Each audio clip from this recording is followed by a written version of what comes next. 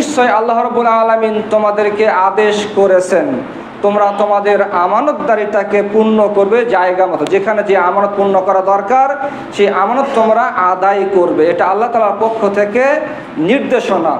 রাসূল সাল্লাল্লাহু আলাইহি সাল্লাম বলেছেন, আন আনাস বিন মালিক রাদিয়াল্লাহু আনহু قال, তিনি বলছেন, মা খাতাবানা নাবিয়ুল্লাহি সাল্লাল্লাহু আলাইহি ওয়াসাল্লাম, আল্লাহর নবী সাল্লাল্লাহু আলাইহি সাল্লাম যখনই আমাদের সামনে আলোচনা করতেন, আমাদেরকে উপদেশ দিতেন, ইল্লা কল, তখন তিনি বলতেন, লা ঈমানা মাল্লা আমানাতালাহ, ওই ব্যক্তির ঈমান নেই যার কাছে আমানত নেই, ওয়ালা দীনা লিমাল্লা আহদালা, আর ওই ব্যক্তির দিন নেই যার কাছে অঙ্গীকার পূর্ণ হয় না।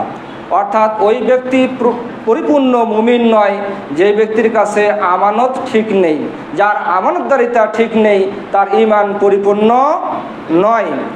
রাসূল সাল্লাল্লাহু আলাইহি সাল্লাম বলেন, মান সাল্লা আলাইয়া সালাতান ওয়াহিদা, যদি কেউ আমার উপরে একবার দরুদ পাঠ করে, সাল্লাল্লাহু আলাইহি বিহা আশরা, আল্লাহ রাব্বুল আলামিন তার উপর 10 বার রহমত নাযিল করেন।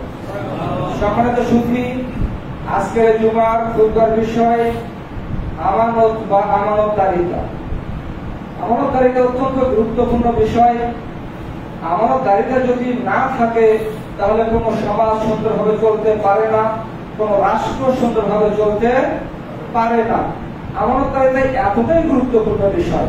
যদি আমানতদারিতা যদি না থাকে তাহলে সর্বত্র সুনীতির জায়গায় দুর্নীতি এবং শৃঙ্খলার জায়গায় বিশৃঙ্খলা বিরাজ করবে। সমাজনীতি, রাষ্ট্রনীতি একেবারে ভেঙে পড়বে। এই জন্য আমানতদারিতা অত্যন্ত গুরুত্বপূর্ণ একটি বিষয়।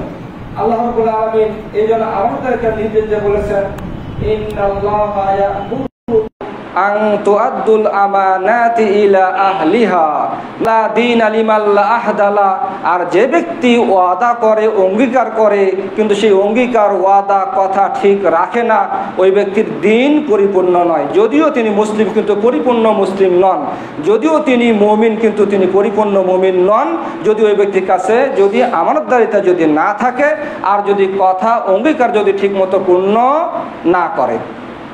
আমানত অত্যন্ত গুরুত্বপূর্ণ জিনিস। আমানত কত বড় বোঝা, কত বড় দায়িত্ব, কত বড় বিশাল জিনিস, যেটা আল্লাহ বলেছেন, ইন্না আরাদনাল আমানাতা আলাস সামাওয়াতি ওয়াল আরদি ওয়াল জিবাল, আমরা এই আমানতকে পেশ করলাম আসমান সমূহের কাছে এবং সমস্ত পৃথিবীর কাছে এবং যত পৃথিবীতে যত পাহাড় আছে তাদের কাছে, ফাআবাইন আন ইয়াহমিল্লাহা, কিন্তু তারা সবাই অস্বীকার করে বসলো। তারা সবাই এটাকে বহন করতে অস্বীকার করলো যে আমাদের পক্ষে এই দায়িত্ব পালন করা সম্ভব নয়। ওয়াশফাকনা মিনহা, এবং তারা এই দায়িত্ব পালন করা থেকে তারা পালিয়ে গেল, যে আমাদের পক্ষে দায়িত্ব পালন করা সম্ভব নয়। ওয়া হামালাহাল ইনসান, কিন্তু মানুষ এটাকে দায়িত্ব নিজেদের কাঁধে নিয়ে নিল। ইন্নাহু কানা যালুমান জাহুলা, মানুষ হলো জালেম, মানুষ হলো জাহেল, মানুষ হলো জালেম, মানুষ হলো জাহেল, মানুষ এই দায়িত্ব কাঁধে নিয়ে নিল। এত বড় দায়িত্ব আমানত। আল্লাহ তাআলা বলছেন, আমরা আমানতকে পেশ করলাম কার কাছে? আসমান সমূহের কাছে। আলাস সামাওয়াত, 7 আসমানের কাছে আমরা আমানতের দায়িত্ব পেশ করলাম, বলে আমরা নিতে পারবো না। ওয়াল আরদি, জমিনকে বলা হলো, জমিন বলছে আমরা পারবো না। ওয়াল জিবাল, পৃথিবীতে যত পাহাড় পর্বত আছে তাদেরকে বলা হলো, তারা বলছে আমরাও পারবো না। ওয়া হামালাহাল ইনসান, কিন্তু মানুষ এই দায়িত্ব তাদের কাঁধে দিয়ে দিল। আল্লাহ তাআলা মানুষকে এই জন্য বলেছেন, মানুষ হলো জালেম, মানুষ হলো জাহেল। আসলে তাদের দুর্বলতা সত্ত্বেও মানুষ কি করেছে? মানুষ তাদের কাঁধে গুরু দায়িত্ব নিয়ে নিয়েছে। বলছিলাম যে আমানত এত বড় বিশাল কিছু, আমানত এত বড় একটা গুরুতর বিষয়, ছোটখাটো কোনো বিষয় নয় আমানত। এই আমানতের ব্যাপারে কোরআন এবং সুন্নাতে অনেক কথা বলা আছে। এবং আমানত যে বিশাল গুরু দায়িত্ব এবং বিশাল একটা কিছু, যে আমানতের ব্যাপারে কোরআন সুন্নায় এত বেশি কথা বলা হয়েছে। এবং আমানতের ব্যাপারে রাসূল সাল্লাল্লাহু আলাইহি সাল্লাম বলেছেন যে আমানত হলো ঈমানের পরিচয়, আমানত হলো ঈমানের পরিচয়। রাসূল সাল্লাল্লাহু আলাইহি সাল্লাম বলেছেন, আরবাউন মান কুন্না ফিহি কানা মুনাফিকান খালিসা, অর্থাৎ আমানত হলো ইমানের পরিচয় আর আমানতের বিপরীতটা হলো মুনাফিকের পরিচয়। এই জন্য রাসূল সাল্লাল্লাহু আলাইহি ওয়াসাল্লাম বলেছেন আরবাউন মান কুন্না ফিহি কানা মুনাফিকান খালিসান, চারটি বৈশিষ্ট্য আছে যে ব্যক্তির মধ্যে পাওয়া যাবে ওই ব্যক্তি হবে খাঁটি মুনাফিক। ওমান কানাত ফিহি খাসলাতুন মিনহুন, আর এই চারটির মধ্যে যদি কোনো একটা বৈশিষ্ট্য তার মধ্যে পাওয়া যায় কানাত ফিহি খাসলাতুন মিনান নিফাক, তাহলে ধরে নিতে হবে ওই ব্যক্তির মধ্যে মুনাফিকের আলামত আছে। এক, ইজা তুমিনা খান, যদি আমানত তার কাছে রাখা হয়, যদি আমানত তার কাছে থাকে, তার কাছে কোনো আমানতের বিষয় থাকে খান, তাহলে সে সেটার খেয়ানত করে। যদি তার কাছে আমানত রাখা হয় বা আমানতের কোনো বিষয় যদি তার কাছে থাকে তাহলে ওই ব্যক্তি সেটার খেয়ানত করে। দুই, ওয়াইজা হাদ্দাসা কাযিব, আর যদি সে কথা বলে তখন মিথ্যা বলে। মিথ্যা কথা বলাও একজন আমানতের খেয়ানতকারীর অন্তর্ভুক্ত এবং একটা মুনাফিকের পরিচয়। তিন, ওয়াইজা আহাদা গাদার, আর যখন সে অঙ্গীকার করে তখন সে অঙ্গীকার ভঙ্গ করে। চার, ওয়াইজা খাসামা ফাজার, আর যখন ঝগড়াঝাটি করে তখন অশ্লীল অসভ্য কথাবার্তা বলে। এই চারটি হলো মুনাফিকের আলামত। যদি কারো কোনো ব্যক্তির মধ্যে চারটি যদি পাওয়া যায় তাহলে ওই ব্যক্তি মুনাফিক খালিস, তাহলে ওই ব্যক্তি খাঁটি মুনাফিক। আর চারটির মধ্যে যদি যে কোনো একটি যদি পাওয়া যায়, যে কোনো একটি, তাহলে ওই ব্যক্তি হবে, তাকে ধরে নিতে হবে যে ওই ব্যক্তির মধ্যে মুনাফিকের আলামত আছে। চারটি কি কি? এক, যদি আমানতের খেয়ানত করে। দুই, কি করে? ওয়াদা করলে ভঙ্গ করে। তিন, কথা বললে মিথ্যা বলে। চার, ঝগড়াঝাটি করলে অশ্লীল কথা বলে। এই চারটি হলো একজন মুনাফিকের আলামত।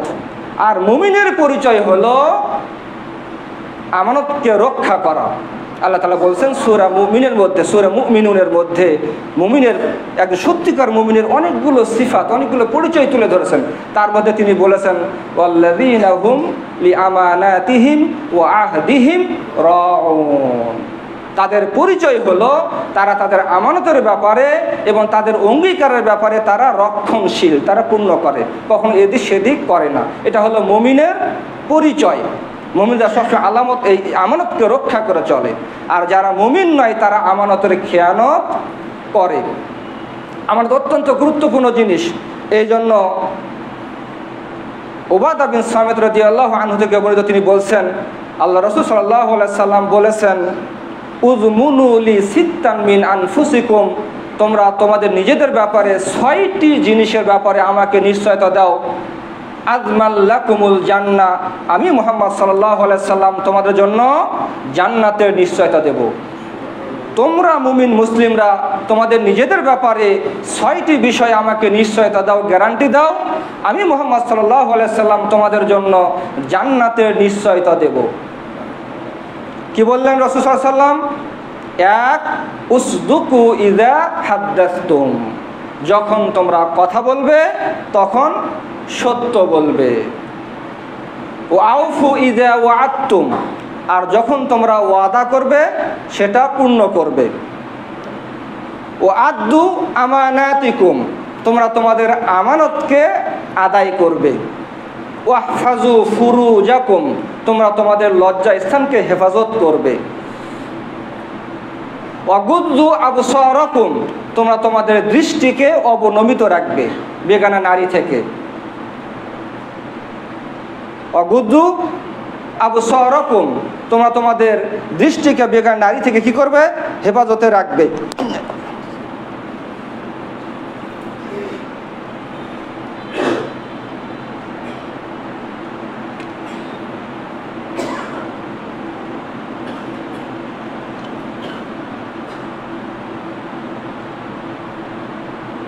ওয়াকুফু আইদিকুম, এবার তোমরা তোমাদের হাতকে অন্যের ক্ষতি থেকে কি করবে? নিরাপদে রাখবে। বিরত রাখবে। এই 6টি হলো কি? এই 6টি বিষয় যদি নিঃস্বার্থ যদি আমরা আল্লাহকে দিতে পারি, তাহলে আল্লাহ যদি আমরা দিতে পারি, যদি গ্যারান্টি দিতে পারি, তাহলে রাসূল সাল্লাল্লাহু আলাইহি সাল্লাম আমাদের কি করবেন? আমাদেরকে জান্নাতের নিশ্চয়তা দেবেন, জান্নাতের গ্যারান্টি দেবেন। মুহাম্মদ সাল্লাল্লাহু আলাইহি সাল্লাম এই কথা বলেছেন। আমানত অত্যন্ত গুরুত্বপূর্ণ জিনিস। আমানতদারিতা সম্পর্কে আবু দারদা রাদিয়াল্লাহু আনহু থেকে তিনি বলছেন, আন্না রাসূলুল্লাহ সাল্লাল্লাহু আলাইহি সাল্লাম কল, রাসূল সাল্লাল্লাহু আলাইহি সাল্লাম বলছেন, খামসুন মান জাআ বিহিন্না মা ঈমান, 5টি বিষয় রয়েছে, যদি কোনো ব্যক্তি 5টি জিনিসকে ঈমান সহকারে নিয়ে আসে, পালন করে, তাহলে ওই ব্যক্তি জান্নাতে যাবে। দাখালাল জান্নাহ। রাসূল সাল্লাল্লাহু বলছেন, খামসুন মান জাআ বিহিন্না মা ঈমানিন দাখালাল জান্নাহ। 5টি বিষয় আছে, যদি কোনো ব্যক্তি ঈমান সহকারে 5টিকে আদায় করে, তাহলে ওই ব্যক্তি কোথায় যাবে? ওই ব্যক্তি জান্নাতে যাবে। মান হাফাযা আলাস সালাওয়াতাল খামস ফি উদুইহিন্না ওয়া রুকুইহিন্না ওয়া সুজুদিহিন্না ওয়া মাওয়াকিতিহিন্না। 5 ওয়াক্ত সালাত যদি কোনো ব্যক্তি পূর্ণরূপে ওযু, পূর্ণরূপে রুকু, পূর্ণরূপে সিজদা এবং যথা সময়ে যদি আদায় করে, এর হেফাজত করে, এটা হলো 1। 2 অসমা রমাদান, যদি রমাদান মাসের সিয়াম পালন করে। 3 ওয়া হাজ্জাল বাইতা ইন ইসতাতাআ ইলাইহি সাবিলা, যদি তার পক্ষে সামর্থ্য থাকে তাহলে আল্লাহর ঘরে হজ করবে। 4 ওয়াদ্দা যাকাতা তিবাতান বিহা নাফসা, খুশি হয়ে, মানে বাধ্য হয়ে নয়, খুশি হয়ে নিজের সন্তুষ্ট চিত্তে কি করবে? যাকাত আদায় করবে। 4 5 ও আদ্দাল আমানা, 5 নম্বর হলো যদি আমানতকে আদায় করে।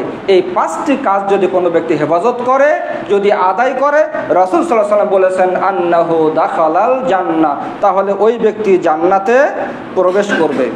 এই জন্য আব্দুল্লাহ বিন আমর রাদিয়াল্লাহু আনহু তিনি বলছেন, আন্না রাসূলুল্লাহ সাল্লাল্লাহু আলাইহি সাল্লাম, রাসূল সাল্লাল্লাহু আলাইহি সাল্লাম বলেছেন, আরবাউন ইযা কুন্না ফিকা ফালা আলাইকা মা ফাতাকা মিনাদ দুনিয়া। তোমার মধ্যে যদি 4টি বৈশিষ্ট্য থাকে, তাহলে দুনিয়ার যা কিছু থেকে তুমি বঞ্চিত হও না কেন, কোনো পরোয়া নেই। তোমার মধ্যে যদি 4টি জিনিস থাকে, তাহলে দুনিয়ার যা কিছু থেকে যদি বঞ্চিত হও না কেন, তোমার কোনো ক্ষতি নেই, তোমার কোনো আফসোসেরও বিষয় নেই। 1 হিফজু আমানা, 1 নম্বর হলো আমানতের হেফাজত করা। 1 2 অসিদকু হাদিসা, কথা সত্য বলা। 1 নম্বর হলো আমানতের হেফাজত করা, 2 নম্বর হলো সত্য কথা বলা। 3 হুসনুল খুলুক, 3 নম্বর হলো উত্তম চরিত্র। 4 ইফাতুন ফি তা'মা, হালাল খাবার। এই 4টি গুণ যদি আপনার মধ্যে থাকে, এই 4টি বৈশিষ্ট্য যদি আপনার মধ্যে থাকে, এই 4টি চরিত্র যদি আপনার মধ্যে থাকে, তাহলে দুনিয়ার অন্য যা কিছু থেকে আপনি বঞ্চিত হন না কেন, আপনার কোনো আফসোসের কোনো বিষয় নেই। 1 আমানতের হেফাজত করা, আমানতদারিতা আপনার মধ্যে থাকতে হবে। 2 সত্যবাদী হতে হবে। 3 কি হতে হবে? 3 নম্বর উত্তম চরিত্রবান হতে হবে। 4 হালাল রুজি খেতে হবে, হারাম খাবারকে পরিহার করতে হবে। এই 4টি গুণ যদি আপনার মধ্যে থাকে, তাহলে আপনার অন্য কোনো কিছু থেকে বঞ্চিত হলে আপনার আফসোসের কোনো বিষয় থাকবে না। আমানত অত্যন্ত গুরুত্বপূর্ণ বিষয়। এই জন্য রাসূল সাল্লাল্লাহু আলাইহি সাল্লাম বলেছেন যে স্বামী স্ত্রীর মধ্যেকার যেটা সম্পর্ক, এই সম্পর্কটা একটা আমানত স্বামীর কাছে। স্বামীর কাছে স্ত্রী বিষয়টি আমানত, স্ত্রীর কাছে স্বামীর বিষয়টি আমানত। পরস্পরের গোপন বিষয়গুলি বাইরে প্রকাশ করবে না। রাসূল সাল্লাল্লাহু আলাইহি ওয়াসাল্লাম বলেছেন, ইন্না মিন আ'যামিল আমানাতি ইনদাল্লাহি ইয়াউমাল কিয়ামা আর রাজুলু ইফদি ইলা ইমরাআতিহি ওয়া তুফদি ইলাইহি সুম্মা ইয়ানশুরু সিররাহা। কিয়ামতের দিন আল্লাহর কাছে যে বড় বড় আমানতগুলি থাকবে, আমানতের বিষয়গুলি হবে, তার মধ্যে একটি হলো স্বামী স্ত্রী পরস্পরের সম্পর্কের বিষয়টি। স্বামী এবং স্ত্রী পরস্পরের যে সম্পর্ক হয়, সহবাস থেকে শুরু করে আরও যাবতীয় বিষয়গুলি ঘটে, এটা করে কি স্বামী অন্য বন্ধু বান্ধব অন্যের কাছে সেটা প্রকাশ করে। এটা হলো আমানতের অনেক বড় একটা খেয়ানত। রাসূল সাল্লাল্লাহু আলাইহি ওয়াসাল্লাম হাদিসে বলেছে এটা কখনো বলা যাবে না, কারণ এটা কিয়ামতের দিন এটারও বিচার করা হবে। এটা কিয়ামতের দিন আল্লাহর কাছে এটা আমানতের খেয়ানত হিসেবে গণ্য করা হবে। কখনো কোনোটা বলা যাবে না যে এতে করে বলা মানে কি, স্ত্রী সম্পর্কে অন্যের সাথে বলা মানে কি যেন ওই ব্যক্তিটি আপনি স্ত্রীকে স্বচ্ছকে সে বিষয়টি দেখতেছেন, সমান কথা। স্ত্রীর গোপন বিষয়গুলি মানুষের সামনে প্রকাশ করা মানে তিনি সেটা জানছেন এবং তিনি স্বচ্ছকে সেটা দেখছেন, এমন একটা গুরুত্বপূর্ণ বিষয়। কিন্তু আমাদের অনেক মানুষই এটা না জেনে এই গোপন বিষয়গুলি খুব নির্দ্বিধায় কাছের মানুষ কাছের বন্ধুর সামনে নির্দ্বিধায় বলে, এমনকি বলাটাকে সে নিজেকে গর্ববোধ করে যে সে এত বড় পুরুষ, এত বড় তার মধ্যে পুরুষত্ব আছে, বড় ও কা পুরুষ, ও একজন আমানতের খেয়ানতকারী। সাবধান, এই বিষয়টি কিয়ামতের দিন আল্লাহর কাছে জবাবদিহি হতে হবে এবং আল্লাহ রাব্বুল আলামিন জবাব নেবেন এই বিষয়ে। জাবির ইবনে আব্দুল্লাহ রাদিয়াল্লাহু আনহু থেকে বর্ণিত, তিনি বলছেন ক্বালা রাসূলুল্লাহ সাল্লাল্লাহু আলাইহি ওয়াসাল্লাম, রাসূল সাল্লাল্লাহু আলাইহি ওয়াসাল্লাম বলেছেন, ইযা হাদ্দাসার রাজুলু বিল হাদিসি সুম্মা ইলতাফাতা ফাহিয়া আমানা। আপনি কোনো ভাইয়ের সাথে পরস্পরের কথা বলছেন, দুইজন কথা বলার সময় যেই মানুষটি আপনাকে কথা বলছেন, কথা বলতে বলতে এক সময় তিনি ডানে বামে একটু তাকাচ্ছেন, যদি ওই ব্যক্তি আপনার সাথে কোনো কথা বলছেন আর অন্য কেউ নেই বা দুইজন আছে বা তিনজন আছে আর কেউ নেই কথা বলার সময়, অথবা আপনার সাথে একজনই আপনার সাথে কথা বলছেন, বলার সময় তিনি যদি ডানে এবং বামে বা এদিকে যদি তাকান, যদি তাকিয়ে দেখেন, তাহলে বুঝতে হবে যে এই কথাটি তিনি আপনাকে বলছেন কথাটি আমানত। এতটুকু যথেষ্ট। রাসূল কি বললেন, যদি কোনো ব্যক্তি আপনার সাথে কথা বলে বা অন্য কোনো লোকের সাথে দুইজন বসে কথা বলে, কথা বলার সময় যদি শুধু ডানে বামে এদিকে যদি তাকিয়ে দেখে যে তার কথাটি অন্য কেউ শুনতে পাচ্ছে কি না, এতটুকু যদি তাকায়, তাহলে যার সামনে কথা বলছেন তাহলে তাকে বুঝতে হবে এই কথাটি ওই ব্যক্তির আমানত, এটা অন্য কারো কাছে বলা যাবে না। কিন্তু দুঃখজনক হলেও সত্য, মুমিন হলে তো এতটুকুই যথেষ্ট ছিল, কিন্তু শোনার পরে এমনকি বলার পরে, কথা বলার পরে তাকে বলা হয় যে ভাই এই কথাটি আপনার কাছে আমানত, তিনি আবার করেন কি ওই কথাটি তার সবচেয়ে কাছের মানুষের কাছে গিয়ে বলে যে আমি এই কথাটি শুনেছি অমুক সম্পর্কে, এটা শুধুমাত্র আপনাকেই বললাম, আপনি আর কারো কাছে বলবেন না। তিনি যাকে বললেন তিনি আবার করেন কি, তার যিনি তার কাছে সবচেয়ে কাছের তাকে আবার বলেন যে এই কথাটি ভাই আমি আপনাকে বললাম, আপনি আর কাউকে বলবেন, আপনার কাছে এটা আমানত। এই আর আমানত থাকলো, এটা আমানতদারিতে কিছু থাকলো, এই হতে হতে পুরো কথাটি গোপনীয়তা থাকলো না, আমানতদারিতে একেবারে 12টা বেজে গেল আমানতদারিতার। এইভাবে আমানতদারিতা নষ্ট হয়ে যায়। আমানতদারিতা অত্যন্ত গুরুত্বপূর্ণ বিষয়, এই জন্য রাসূল সাল্লাল্লাহু আলাইহি ওয়াসাল্লাম আমানতদারিতা বিষয়ে অনেক কথা বলেছেন। সাল্লাল্লাহু আলাইহি ওয়াসাল্লাম হাদিসে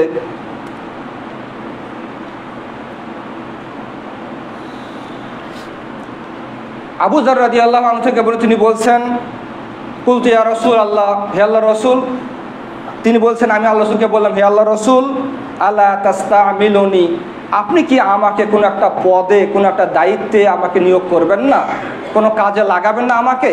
তখন তিনি বলছেন ক্বালা রাসূল সাল্লাল্লাহু আলাইহি ওয়াসাল্লাম, তিনি তারপর আপনি বলছেন ফাদারাবা বিয়াদিহি আলা মানকিবি, আবু যর রাদিয়াল্লাহু আনহু বলছেন তখন রাসূল সাল্লাল্লাহু আলাইহি ওয়াসাল্লাম আমার 2 কাঁধে হাত রাখলেন, 2 কাঁধে হাত মেরে বললেন, সুম্মা ক্বাল, এরপর বললেন, ইয়া আবা যর, হে আবু যর, ইন্নাকা দাঈফ, তুমি হলে দুর্বল, ওয়া ইন্নাহা আমানা, আর এটা হলো আমানত, ওয়া ইন্নাহা ইয়াউমাল কিয়ামাতি খিজউন ওয়া নাদামা, আর কিয়ামতের দিন এটা হবে লাঞ্ছনা এবং অনুতাপের বিষয়।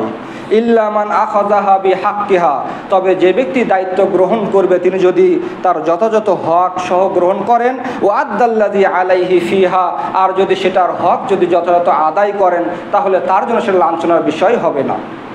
আবু যর রাদিয়াল্লাহু আনহু আল্লাহ রাসূলের কাছে একটি দায়িত্ব চাচ্ছিলেন, আল্লাহ আপনি আমাকে একটা পদে একটা কাজে দায়িত্ব দিন আমাকে। তিনি বললেন যে আবু যর তুমি দুর্বল, তার মানে বোঝা গেল যে দায়িত্ব নেওয়াও অনেক বড় একটা মানে আমানতের বিষয়। যে ব্যক্তি অযোগ্য তিনি যদি দায়িত্ব জোর করে নেন তাহলে সেটা আরও অনেক বড় অপরাধ। যারা অযোগ্য তাদেরকে দায়িত্ব দেওয়াও একটা অপরাধ।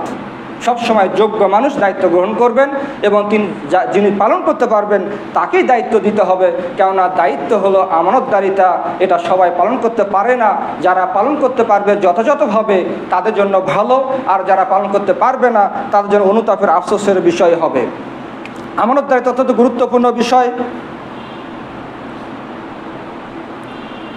এই জন্য রাসূল সাল্লাল্লাহু আলাইহি ওয়াসাল্লাম বলেছেন যে আমানতদারিতা উঠে যাওয়া কিয়ামতের আলামত।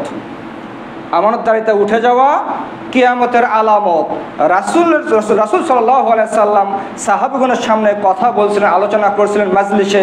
তখন একজন আরাবিয়ুন, একজন জনৈক বেদুইন সাহাবী এসে বললেন, মাতা সাআ, হে আল্লাহর নবী, কিয়ামত কখন সংঘটিত হবে?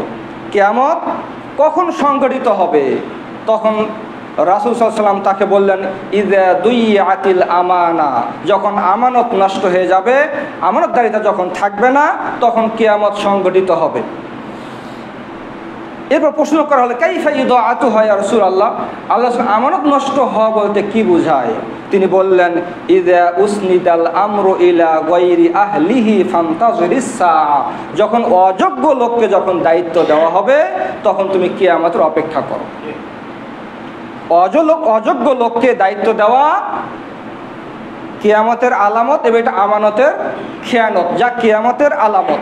এজন্য যে কোনো ক্ষেত্রে, রাষ্ট্র থেকে শুরু করে সর্বনিম্ন পর্যন্ত, চাকরি বাকরি থেকে শুরু করে, অফিস থেকে শুরু করে, সব সময় কোনো আমানতদারিতা খেয়ানত না করে পূর্ণ আমানতদারিতার সাথে যিনি যোগ্য তাকেই নিয়োগ দেওয়া উচিত। কেননা আমানতদারিতা উঠে যাওয়া কিয়ামতের আলামত। রাসূল সাল্লাল্লাহু আলাইহি ওয়াসাল্লাম বলেছেন, আমানত উঠে যেতে যেতে এমন পর্যায়ে চলে আসবে যে আমানতদারির লোক খুঁজে পাওয়া যাবে না। মানুষ কোনো একজন আমানতদারি লোককে দেখলে বলবে, অমুক জায়গায় অমুক এলাকায় একজন অমুক লোক আছে, তিনি আমানতদার। আর আশেপাশে যেগুলো আছে সবাই কি? সবাই খেয়ানতকারী। আমানতদারিতা এমন এক পর্যায়ে চলে যাবে। যদিও আমরা এখন যদি তাকিয়ে দেখি চারিদিকে কয়জন আমানতদার লোককে খুঁজে পাওয়া যায়, আল্লাহ তাআলা ভালো জানেন। আমানতদারিতা অত্যন্ত গুরুত্বপূর্ণ জিনিস। রাসূল সাল্লাল্লাহু আলাইহি ওয়াসাল্লাম যখন মক্কা থেকে হিজরত করে মদিনায় আসছেন, মদিনায় আসার সময় তিনি শত্রুর ভয়ে নিজের জীবনকে বাঁচানোর জন্য রাতের অন্ধকারে তিনি পালিয়ে আসছেন মক্কা থেকে মদিনায়। এই অবস্থাতেও তিনি আমানতদারিতার কথা ভুলে যাননি সাল্লাল্লাহু আলাইহি ওয়াসাল্লাম। কী করেছিলেন আমরা সবাই জানি। রাসূল সাল্লাল্লাহু আলাইহি ওয়াসাল্লাম সেই মুহূর্তেও তিনি তার কাছে যেগুলো আমানত রাখা ছিল মানুষের, মুসলিম হোক অথবা অমুসলিম হোক, কেননা মক্কায় রাসূল সাল্লাল্লাহু আলাইহি ওয়াসাল্লামকে সবাই, মুসলিম অমুসলিম সবাই তাকে আল আমিন বলে ডাকতো। তিনি আমানতদার, তিনি বিশ্বস্ত বলে তাকে ডাকতো। এই জন্য তার কাছে কিছু আমানত ছিল। ওই কঠিন মুহূর্তে রাতের অন্ধকারে শত্রুর ভয়ে জীবন বাঁচানোর জন্য তিনি মক্কা থেকে পালিয়ে মদিনায় চলে আসছেন। সেই মুহূর্তেও তিনি মানুষের আমানতের কথা তিনি ভুলে যাননি। তিনি আলী রাদিয়াল্লাহু আনহুকে তার বাড়িতে রেখে আসেন, যে একটি কারণ তার মধ্যে একটি ছিল মানুষের আমানতকে বুঝে দেওয়া। কারণ মুহাম্মদ সাল্লাল্লাহু আলাইহি ওয়াসাল্লাম জানতে পারবে যে মুহাম্মদ সাল্লাল্লাহু আলাইহি ওয়াসাল্লাম মক্কা থেকে হিজরত করে মদিনায় চলে গেছেন, তাহলে তার কাছে আমানতগুলো আমরা পেতাম কোথায় পাবো? তার বাড়িতেই তারা খোঁজ করতে আসবে। এসে দেখবেন যে আলী রাদিয়াল্লাহু আনহু সেখানে আছেন, এবং আলী রাদিয়াল্লাহু আনহু রাসূলের রেখে যাওয়া আমানত, রাসূলের কাছে থাকা আমানত তিনি পরিপূর্ণরূপে যার যা আমানত ছিল তিনি সবাইকে বুঝিয়ে দিলেন, মুসলিম হোক অথবা অমুসলিম হোক, সাল্লাল্লাহু আলাইহি ওয়াসাল্লাম। আরও একটি চমৎকার আমানতের ঘটনা আছে। রাসূল সাল্লাল্লাহু আলাইহি ওয়াসাল্লাম হিজরত করেন, তখন মাঝপথে এসে তারা দুজনে ক্ষুধার্ত পিপাসার্ত, আবু বকর এবং রাসূল সাল্লাল্লাহু আলাইহি ওয়াসাল্লাম। একজন বেদুইন রাখাল ছাগল মেষ চড়াচ্ছিল, তখন তাকে বলল একটু দুধের ব্যবস্থা করতে। তখন রাখাল বলছে যে এগুলি হলো আমার মালিকের আমানত আমার কাছে, আমি তো এখান থেকে আপনাদেরকে দুধ পান করাতে পারবো না, এগুলি আমার কাছে মালিকের আমানত। রাখালের আমানতদারিতা, রাখালের আমানতদারিতা ফুটে উঠলো এখান থেকে। কিন্তু রাসূল সাল্লাল্লাহু আলাইহি ওয়াসাল্লাম তিনি তার আমানতদারিতা দেখালেন।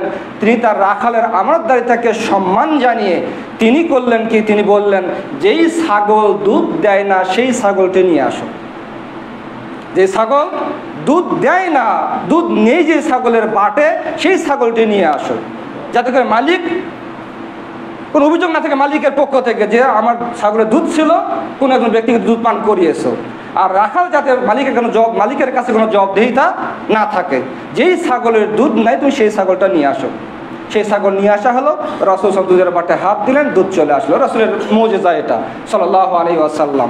তিনি দুধ পান করলেন, আবু বকরকে দুধ পান করালেন, আর তারা সেখান থেকে আবার সফর করলেন। এখানে আমানতদারিতার ঘটনা ফুটে উঠেছে সাল্লাল্লাহু আলাইহি ওয়াসাল্লাম।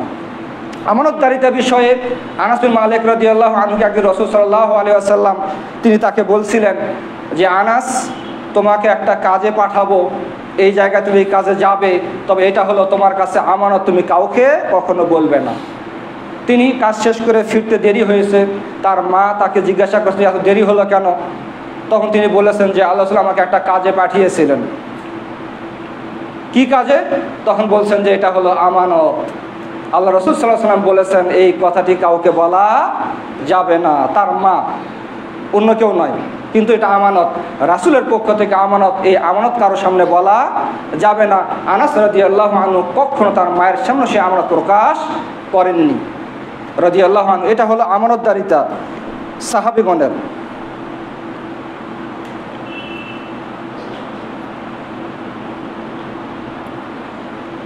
আমানতদারিতার চমৎকার একটি ঘটনা, খুব প্রসিদ্ধ একটি ঘটনা আছে।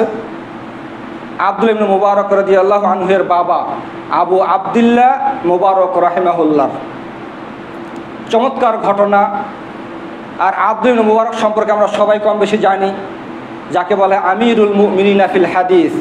হাদিসের আমিরুল মুমিন যাকে বলা হয়, অনেক বড় বিদ্বান, অনেক বড় তাকওয়াবান, পরহেজগার, মুস্তাহিদ আলেম ছিলেন তিনি, আব্দুল্লাহ ইবনে মুবারক রাহিমাহুল্লাহ রহিমাহুমাল্লাহ। তার বাবা ছিলেন মুবারক রহিমাহুল্লাহ একজন কৃতদাস রাখাল। তার নাম ছিল নূহ বিন মারিয়াম। তার রাখাল ছিল বা কৃতদাস ছিল, কর্মচারী ছিল। এবার এই নূহ ইবনে মারিয়াম তাকে নিয়োগ করে। তার দুটি ফলের বাগান ছিল, আনার বা ডালিম এবং আঙ্গুরের বাগান। এই বাগানের দেখাশোনা করার জন্য তাকে দায়িত্ব দেওয়া হয়। কাকে? এই মুবারককে তিনি দায়িত্ব দেন। বাদা ইদ্দাতে শুহুর, কয়েক মাস পর কিছু সঙ্গীর সাথে নিয়ে মুবারকের কাছে সেই বাগানে গেছে, গিয়ে বলছে তুমি কিছু আনার বা ডালিম আর কিছু আঙ্গুর তুমি নিয়ে আসো খাওয়ার জন্য। এবার নিয়ে আসার পরে মালিক যখন খেয়ে দেখে যে খুব টক, তখন বলছে যে এটা তো টক, তুমি মিষ্টি দেখে নিয়ে আসো। তখন আবার নিয়ে আসছে, অন্য গাছ থেকে নিয়ে আসছে। এবার নিয়ে আসার পরে তিনি খেয়ে দেখেন সেটাও টক। তৃতীয়বার আবার বলেছেন তুমি আরেক গাছ থেকে ভালো দেখে আঙ্গুর আবার আনার নিয়ে আসো, সেটাও খেয়েছেন, সেটাও টক।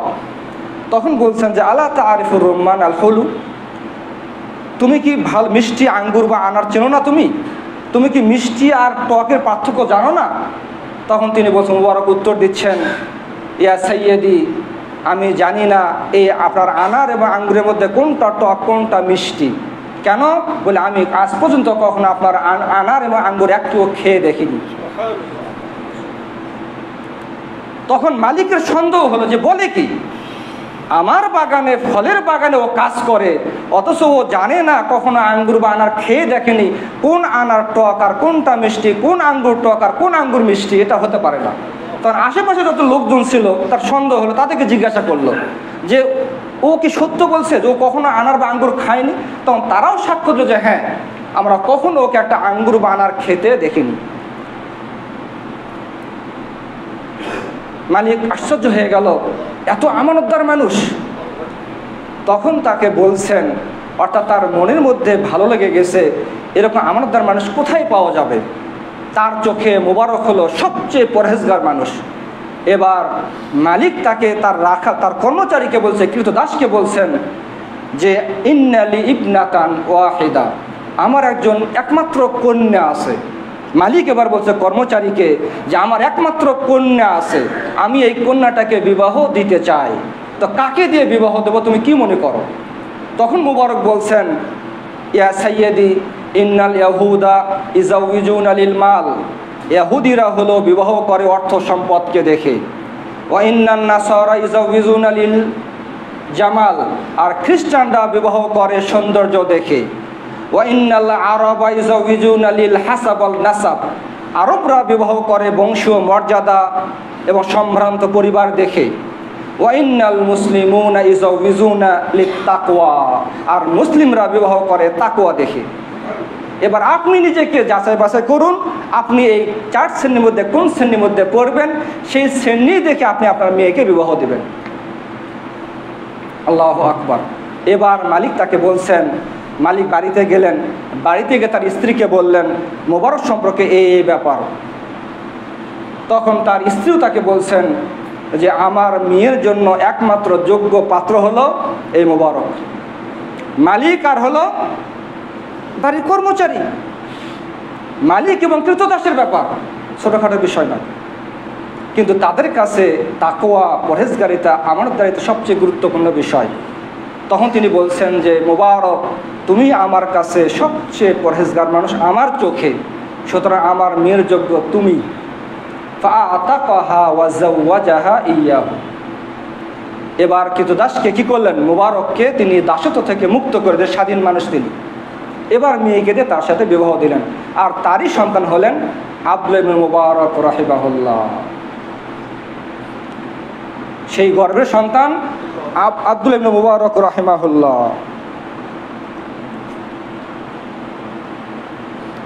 আমি একজন নেককার নারীর জীবনী পড়েছিলাম। সেই নারী তার স্বামী মারা যাওয়ার সাথে সাথে তিনি তার ঘরে যে বাতি ছিল, ওই যে তেল দিয়ে চলে যে বাতি, সেই বাতির সাথে সাথে নিভিয়ে দিলেন।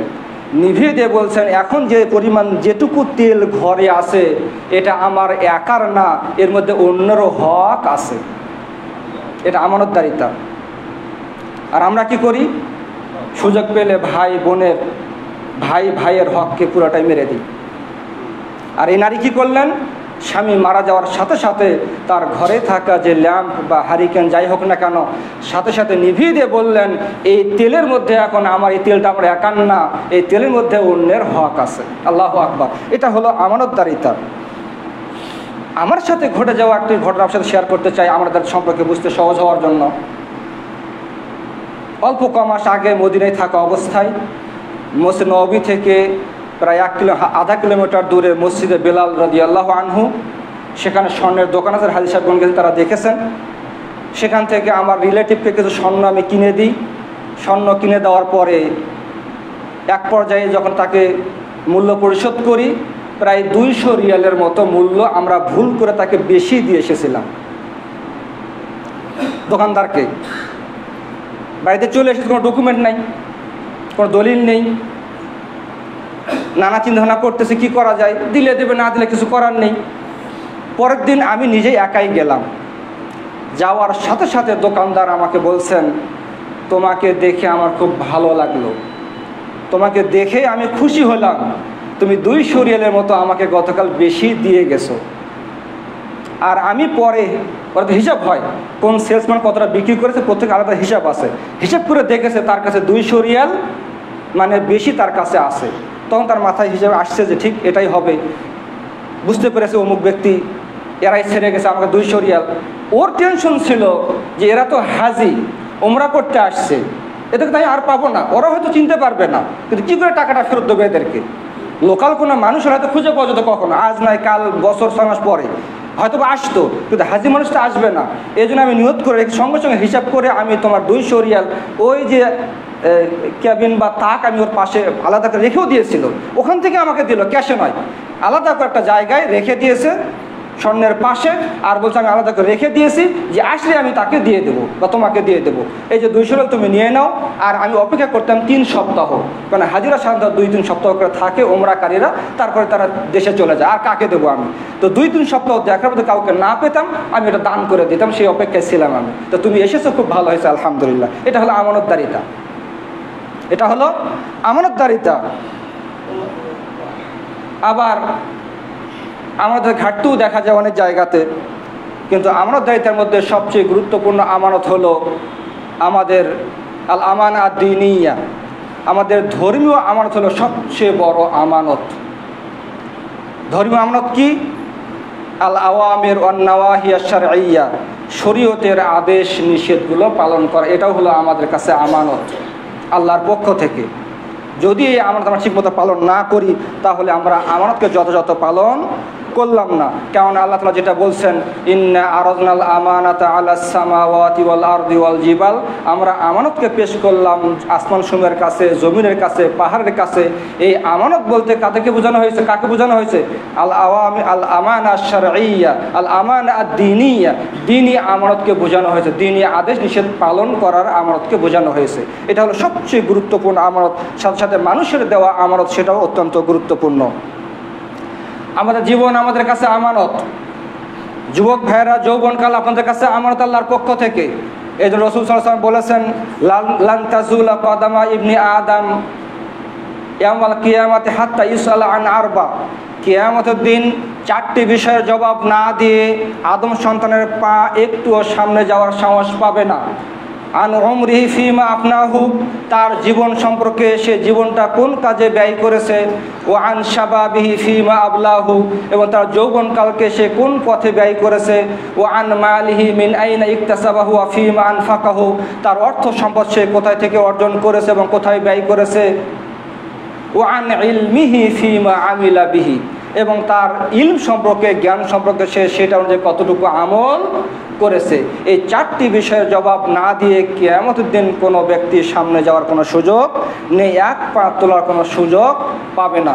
এক, কি বলেছি, আমাদের পূর্ণ জীবন সম্পর্কে 40, 50, 60, 70, 80, 90 বছর যে হায়াত আল্লাহ দান করেছেন, এই জীবনটাকে আমরা কোন পথে ব্যয় করেছি, এর কৈফিয়ত না দেওয়া পর্যন্ত আমরা সেদিন পা তুলতে পারবো না। অন্য হাদিসে রাসূল সাল্লাল্লাহু আলাইহি ওয়াসাল্লাম বলেছেন, যদি কোনো ব্যক্তি 60 বছর যদি হায়াত পায়, তাহলে তার কোনো কৈফিয়ত গ্রহণ করা হবে না। 60 বছর হায়াত পাওয়ার পরে যদি কৈফিয়ত করতে চায়, ওজর পেশ করতে চায়, তাহলে তার ওজর গ্রহণ করা হবে না। যে সুযোগ পাইনি তাই করতে পারিনি, আর একটু সুযোগ পেলে আমি করতাম, এই কৈফিয়ত চলবে না 60 বছর হায়াত পাওয়ার পরে। যুবকরা, যৌবনকাল আমাদের যৌবনকালটা আমানত আল্লাহর দিয়া। এই যৌবনকাল সম্পর্কে আমাদেরকে জিজ্ঞাসা করা হবে। আলাদাভাবে বলা হলো আন উমরিহি ফিমা আফনাহু, তার জীবন সম্পর্কে জিজ্ঞাসা করা হবে কোন পথে ব্যয় করেছে। ও আন শাবাবিহি ফিমা আবলাহু, এবং যৌবনকালকে কোন পথে ব্যয় করেছে। যদিও যৌবনকালটা পুরো জীবনের মধ্যে চলে আসে, তারপরে ফের আলাদা করে উল্লেখ করা হলো এর মধ্যে, কারণ যে যৌবনকালটা অত্যন্ত গুরুত্বপূর্ণ বিষয়। এই জন্য রাসূল সাল্লাল্লাহু আলাইহি ওয়াসাল্লাম বলেছেন, ও আন শাবাবিহি ফিমা আবলাহু, তার যৌবনকাল সম্পর্কে তাকে জিজ্ঞাসা করা হবে সে কোন পথে সেই যৌবনকালটা ব্যয় করেছে। সম্মানিত সুধী, আমাদের অঙ্গ প্রত্যঙ্গ, আমাদের হাত, পা, চোখ, কান, নাক আমাদের আমানত আল্লাহর দেওয়া। আল্লাহ তাআলা বলছেন, ইন্নাস সামআ ওয়াল বাসারা ওয়াল ফুআদা কুল্লু উলাইকা কানা আনহু মাসউলা, কুল্লু উলাইকা কানা আনহু মাসউলা। তোমাদের ইন্নাস সামআ, তোমাদের কান, ওয়াল বাসারা, তোমাদের চোখ, ওয়াল ফুআদা, এমনকি তোমাদের অন্তঃকরণ, তোমাদের অন্তর, এই সব কিছু সম্পর্কে সেদিন জিজ্ঞাসা করা হবে। চোখ সম্পর্কে জিজ্ঞাসা করা হবে, চোখ কোন পথে ব্যয় করেছেন, চোখ দিয়ে কী করেছেন। এবং আমাদের কান সম্পর্কে জিজ্ঞাসা করা হবে, কানগুলি কি ভালো কথা শোনার কাজে ব্যয় হয়েছে নাকি খারাপ কথা শোনার কাজে ব্যয় হয়েছে। এমনকি আমাদের অন্তঃকরণ সম্পর্কে জিজ্ঞাসা করা হবে, সেগুলি ভালো কাজে ব্যয় হয়েছে নাকি মন্দ কাজে ব্যয় হয়েছে। এইভাবে আমাদের অঙ্গ প্রত্যঙ্গগুলি যেগুলি আছে, আমাদের হাত, পা, চোখ, কান, নাক সব কিছু সম্পর্কে আমাদেরকে জিজ্ঞাসা করা হবে, কেননা এগুলি হলো আল্লাহর দেওয়া আমানত। সেগুলি কেবলমাত্র আল্লাহর কাজেই, আল্লাহর আনুগত্যে সেগুলি ব্যবহার হতে পারে। তা না করে যদি সেগুলি পাপের পথে আমরা ব্যয় করি, পাপের কাজে যদি ব্যবহার করি, তাহলে সেটা হবে আমানতের খেয়ানত। এর জন্য আল্লাহর কাছে আমাদেরকে জবাবদিহি হতে হবে। এমনকি ব্যবসা বাণিজ্যের ক্ষেত্রে আমাদের রক্ষা করতে হবে। রাসূল সাল্লাল্লাহু আলাইহি ওয়াসাল্লাম বলেছেন, আত-তাজির আস-সাদুক আল-আমিন মা'আন নাবিয়্যিন ওয়াস-সিদ্দিকিন ওয়াশ-শুহাদা। একজন তাজের, একজন বিজনেসম্যান, একজন ব্যবসায়ী, আস-সাদুক যিনি সত্যবাদী, আল-আমিন যিনি আমানতদার। কার সাথে থাকবে কিয়ামতের দিন? মা'আন নাবিয়্যিন, নবীগণের সাথে, ওয়াস-সিদ্দিকিন সত্যবাদীদের সাথে, ওয়াশ-শুহাদা এবং শহীদগণের সাথে তারা থাকবেন। এরা হলেন সর্বোচ্চ মর্যাদাবান মানুষ। এরা একজন সত্যবাদী এবং আমানতদার ব্যবসায়ী, তাদের সাথে তার হাসর নাসর হবে, তাদের সাথে তিনি থাকবেন। সত্যবাদী ব্যবসায়ী খুঁজে পাওয়া অত্যন্ত কঠিন। দোকানে কিনতে গেলে, কোনো পণ্য কিনতে গেলে দাম যদি চাই 100 টাকা, যদি বলেন ভাই 80 টাকা, যদিও ওই ব্যক্তির কেনা থাকে 70 টাকা বা 60 টাকা, 50 টাকা, চট করে বলে দেয় খুব সহজেই, ভাই 80 টাকা কেনাও নেই, কী করে আপনাকে দেব। এখন ক্রেতা মনে করতেছে বাপরে বাপ 80 টাকা তার কেনাই নেই, কমপক্ষে 90 টাকা তো বলতেই হবে, 10-20 টাকা লাভ দিতেই হবে। এবার আপনি দান করেন 90 বা 100 টাকা, আপনাকে পণ্যটা দিয়ে দিল। তিনি কখনো আত্তাজের সদুক আল আমিন হতে পারবেন না, সম্ভব নয়। অনুরূপভাবে একেবারে সোজা কসম পর্যন্ত খেয়ে যায়, কসম পর্যন্ত করে সহজেই। ব্যবসায়ীরা পণ্য বিক্রি করতে গিয়ে খুব সহজে কসম খেয়ে বলবে, আল্লাহ কসম করে বলছে এটা আমার কেনাও নেই, বা এই দামে আমি পাইকারি কিনতেও পারিনি, এভাবে কথা বলে দেয়। তারা আমানতদার ব্যবসায়ী নয়, এবং তারা এই মর্যাদা থেকে বঞ্চিত হবেন, যে মর্যাদা হলো সত্যবাদী আমানতদার ব্যবসায়ী নবীগণ, সিদ্দিকগণ এবং শহীদগণের সাথে তাদের হাসর নাসর হবে। এই জন্য আমাদেরকে চেষ্টা করতে হবে আমানতদার ব্যবসায়ী হওয়ার জন্য। আল্লাহ তাআলা আমাদের সবাইকে তৌফিক দান করুন, আল্লাহুম্মা আমিন। মানসাবুল হকবি আমানা, রাষ্ট্রীয় দায়িত্ব, শাসন ব্যবস্থা, শাসক হওয়া এটা গুরুত্বপূর্ণ আমানতের বিষয়। এবং সবচেয়ে বড় আমানত, তারা শাসিত জনগোষ্ঠীর হক আদায় করবেন, রাষ্ট্রের ন্যায় নীতি ইনসাফ প্রতিষ্ঠা করবেন। যদি তারা সেটা না করেন তাহলে তারা আমানতের খেয়ানত করলেন। প্রশাসনের দায়িত্বে যারা আছেন তারা প্রশাসনের দায়িত্ব ঠিকমতো পালন করার ব্যাপারে তারা আমানতদার। যদি তারা এই দায়িত্ব যদি যথাযথ পালন না করে এবং অন্যায় অবিচারকে যদি সমর্থন দেয় এবং ঘুষ খেয়ে যদি অন্যায়কে সাপোর্ট করে এবং অবিচার করে, তাহলে সেটাও হবে আমানতের খেয়ানত। তাদেরকে আল্লাহর কাছে এর জন্য জবাবদিহি হতে হবে। বিচারের ক্ষেত্রে সাক্ষী যারা দেন, অনেক সময় সাক্ষী দিতে গিয়ে প্রভাবিত হয়ে হোক অথবা ঘুষ খেয়ে হোক মিথ্যা সাক্ষী দিয়ে চলে আসে, একজন মাজলুমকে তারা, একজন ন্যায়বান মানুষকে তারা মাজলুমে পরিণত করে, তার উপর অন্যায় অবিচার করে। এটা আমানতের খেয়ানত। যদি আপনার কাছে সাক্ষী তলব করা হয় তাহলে আপনি সত্য যেটা জানেন সেটাই আপনাকে বলতে হবে। এটাই হলো আপনার আমানতদারিতা। যদি আমানতদারিতা রক্ষা করতে না পারেন তাহলে আপনার মতো খেয়ানতকারী সাক্ষী দিতে যাওয়ার কোনো প্রয়োজন নেই। বিচারক যারা হবেন তাদের বিচার কাজ একটা বড় আমানত। ন্যায় অন্যায় জেনে, হক বাতিল জেনে একেবারে সুষ্ঠু বিচার, ন্যায় বিচার করতে হবে, এটা হলো আমানতদারিতা। যদি বিচারক ন্যায় অন্যায় না জেনে প্রভাবিত হয়ে যদি অবিচার করেন এবং ন্যায় বিচার না করেন তাহলে সেই বিচারক তিনি আমানতের খেয়ানত করলেন। কারণ এটা অত্যন্ত গুরুত্বপূর্ণ বিষয়। আল্লাহ তাআলা বলছেন, ইন্নাল্লাহা ইয়া'মুরুকুম আন তুআদ্দুল আমানাতি ইলা আহলিহা, আল্লাহ তাআলা তোমাদেরকে নির্দেশ করছেন আমানতকে আদায় করতে। ওয়া ইযা হাকামতুম বাইনান নাসি আন তাহকুমু বিল আদল, আর যখন তোমরা মানুষের মধ্যে বিচার ফয়সালা করবে তখন তোমরা ন্যায়ের সাথে, ইনসাফের সাথে তোমরা বিচার ফয়সালা করবে। কোনো অবিচার কারো উপরে করা যাবে না। একজন দায়ী যিনি দিন প্রচার করেন, দিনের প্রচার তার কাছে একটা আমানত। তিনিও কোরআন এবং সহিহ সুন্নাহর আলোকে সঠিক কথাটি মানুষের সামনে তুলে ধরবেন। কোরআন সুন্নাহকে বাদ দিয়ে মানুষকে মিসগাইড করা এবং না জেনে অহেতুক কোনো কথা বলা কিংবা কোরআন সুন্নাহকে বাদ দিয়ে বানোয়াট কোনো জাল জয়ীব বা বানোয়াট কিস্সা কাহিনী বলাও হলো আমানতের খেয়ানত।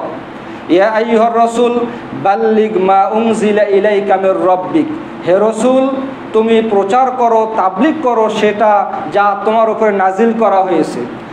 যারা দায়ী হবেন, দাওয়াত দেবেন, তাবলিগ করবেন, তাদের উচিত, তাদের উপরে আবশ্যক হলো কোরআন এবং সহিহ সুন্নাহ অনুযায়ী যেটা হক, সেই হক কথাটি মানুষের সামনে প্রচার করা। যদি সেটা না করা হয় তাহলে সেটা হলো আমানতের খেয়ানত, দিনের ক্ষেত্রে, দাওয়াতের ক্ষেত্রে। এটাও একটা বড় আমানত। অনুরূপভাবে একজন ডাক্তার, তার কাছে রোগীরা চিকিৎসা নিতে যায়, একজন ডাক্তারের কাছে একজন রোগী হলো আমানত। একজন ডাক্তারের কাছে রোগী আমানত। একজন ডাক্তার রোগ অনুযায়ী যদি রোগ ধরতে পারেন তাহলে ওর চিকিৎসা করবেন। যদি রোগ বুঝতে ব্যর্থ হন তাহলে বলবেন যে আমার পক্ষে রোগ ধরা সম্ভব হয়নি, আপনি অমুক ডাক্তারের কাছে যান বা এই জায়গায় যান, তিনি হয়তো আপনাকে সঠিক চিকিৎসা দিতে পারবেন। তা না করে রোগ জানুক বা না জানুক নিজের মান মর্যাদাকে ঠিক রাখার জন্য না জেনে এক গাদা ঔষধ লিখে দেয়, যদি মানে লেগে যায় কোনো একটা, না, এটা হলো আমানতের খেয়ানত করা। এটা আমানতদারিতার মধ্যে পড়ে না। অনুরূপভাবে ঔষধ লেখার ক্ষেত্রে দেখা যায় কোনো ডাক্তার পয়সা ইনকামের জন্য তারা নিজে জানেন এই ওষুধটি সবচেয়ে ভালো, তারপরেও কোম্পানির কাছ থেকে পয়সা খাওয়ার জন্য ভালো ওষুধকে বাদ দিয়ে অন্য ওষুধ লেখে, ওর চেয়ে কম ভালো সেই ওষুধটি লেখে পয়সা ইনকামের জন্য, পার্সেন্টেজ পাওয়ার জন্য। এটা হলো আমানতদারিতার খেয়ানত।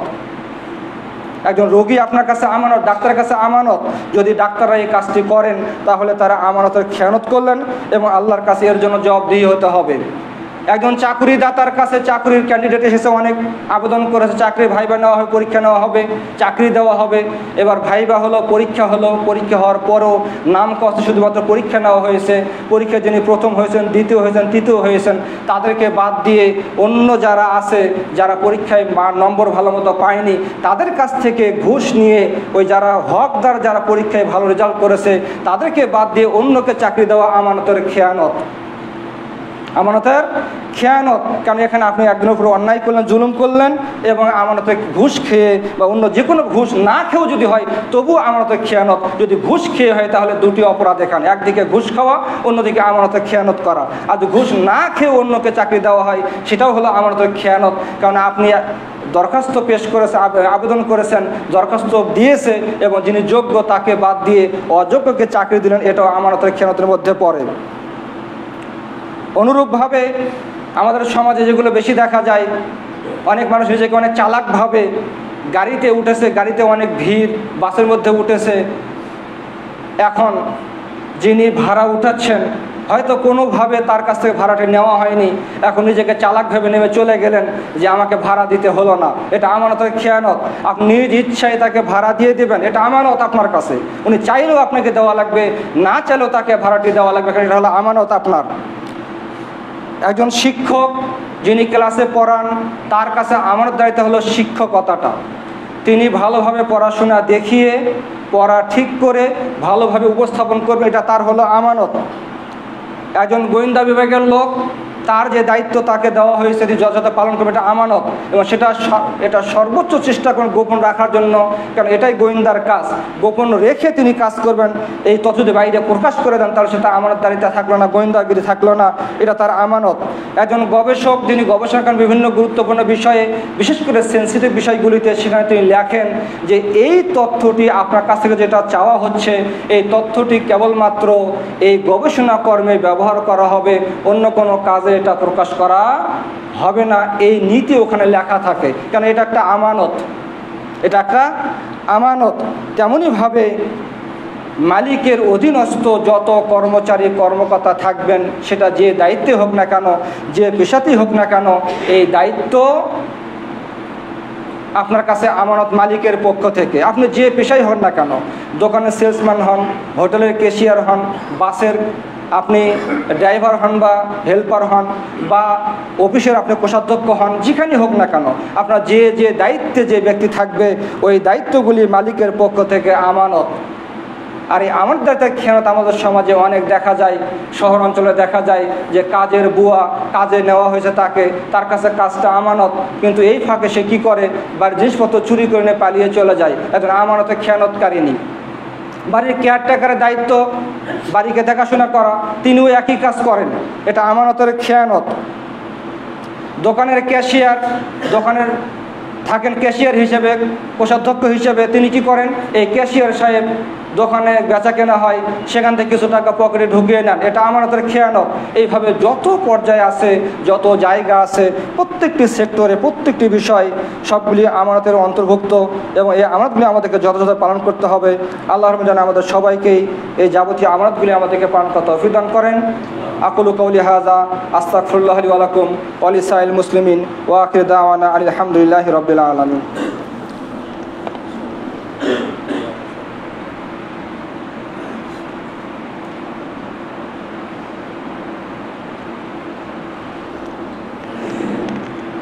إن الله وملائكته يصلون على النبي يا أيها الذين آمنوا صلوا عليه وسلموا تسليما ربنا آتنا في الدنيا حسنة وفي الآخرة حسنة وقنا عذاب النار ربنا ظلمنا أنفسنا وإن لم تغفر لنا وترحمنا لنكونن من الخاسرين اللهم اكفنا بحلالك عن حرامك وأغننا بفضلك عمن سواك يا رب العالمين. اللهم استر عوراتنا وأمن روعاتنا، اللهم استر عوراتنا وأمن روعاتنا. اللهم إنا نسألك الجنة وما قرب إليها من قول أو عمل، ونعوذ بك من النار وما قرب إليها من قول أو عمل. اللهم إنا نسألك الجنة، اللهم إنا نسألك الجنة، اللهم إنا نسألك الجنة، ونعوذ بك من النار، ونعوذ بك من النار، ونعوذ بك من النار. سبحان ربك رب